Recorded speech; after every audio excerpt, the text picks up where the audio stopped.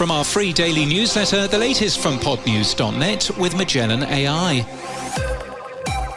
How much could video increase your show? Adding video saw an estimated increase of around 25% in weekly sessions on Apple Podcasts, says Acast, announcing today that any Acast creator can now publish video to Apple Podcasts. The feature had previously been invitation only.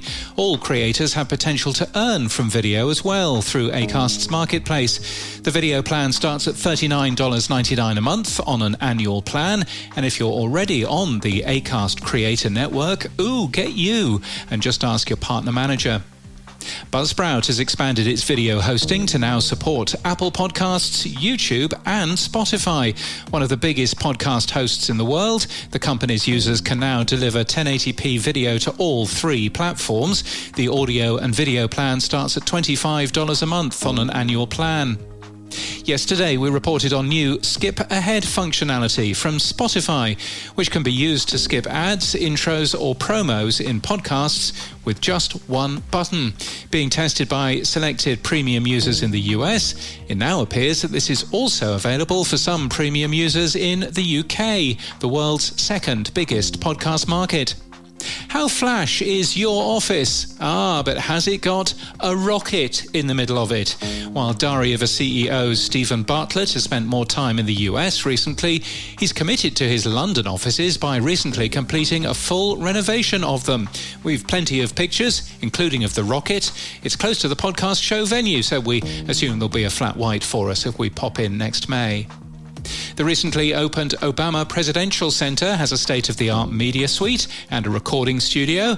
The first podcaster to be invited was Anna Xavier, who met President Obama to discuss his hopes for how it'll be used by the surrounding community. Kill Tony has launched a membership platform on Supercast for premium and ad-free access to its shows. Meanwhile, comedy show My Mama Told Me has partnered with Wave Sports and Entertainment for ad sales and distribution. The Sony Music Entertainment podcast How to Fail with Elizabeth Day has interviewed the UK's newest Prime Minister, currently Andy Burnham. Recorded in the newly established Number 10 North in Manchester, the Prime Minister brought 3 failures with him to discuss. Podscribe released its podcast rankers for July. The top podcast by audio reach is Crime Junkie. Diary of a CEO is topped by downloads and views per episode. The Midas Touch podcast is topped by total monthly downloads and views. The company also publishes top publishers and top advertisers. Podcast Movement has shared its first 40 sessions for Podcast Movement New York City, as voted on by the public. The committee has also voted, and the final 40 are currently being confirmed as speakers. The event is September the 17th to the 18th. Ford and Lincoln drivers will be able to listen to location-based audio stories about where they're driving, thanks to a new app from Autio. The experience includes more than 12,000 stories and notes that it's similar to a podcast experience. The podcast location feature could enable that too. In and around podcasting this week, Rob Walsh and Elsie Escobar give their view about the AMP Accords, a recently announced suggestion for a consumption data standard. The biggest issue, in my opinion, privacy. Whether or not the AMP Accords happen, it is all down to the privacy lawyers at the biggest aggregator apps, and more specifically at Apple and Spotify. Rob says, why would you spend the money on the privacy lawyers if Apple and Spotify's privacy lawyers haven't come out and said, yes, we're behind this? He also has advice for those talking down the download as our unit of measurement. Don't crap on the download. The download is really all that we have today and tomorrow and for the foreseeable future. And crapping on the download without something in place and agreed upon and tested to replace it is not virtue signaling. It's not showing support for AMP. What it is stupid and short-sighted, and it will put more media buyers on the sideline, or worse yet, get them to leave the stadium completely. We think that's good advice.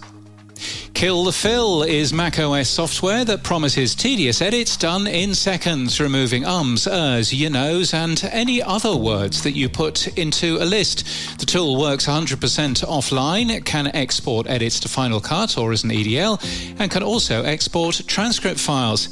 And as AI voice cloning is happening more and more, Royale is an AI tool that monitors the open internet for people using your face, voice, and name. The tool claims to let you license your likeness as well as act quickly against people who are using it without permission. You'll find it linked from our show notes and our newsletter at podnews.net. In People News, Claire Davey has joined Fresh Air as Senior Partnerships Manager. Brett Schreiber joined Fox Advertising at Fox News Media. He was at Ad Results Media.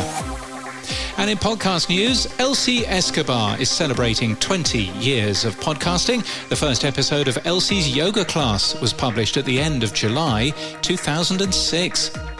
Joe Budden is to host a true crime show. Crime in America with Joe Budden will start next Tuesday, promising to bring together entertainment, journalism and true crime storytelling in an innovative format built around stories unfolding in real time. And Route 66 is 100 years old this year, and Route 66, America's Greatest Road Trip, is a new podcast from Telegraph Media Group that explores the historic highway, meeting well-known faces whose lives were shaped by the journey and the local characters who keep its spirit thriving today. And this podcast is sponsored by Magellan AI.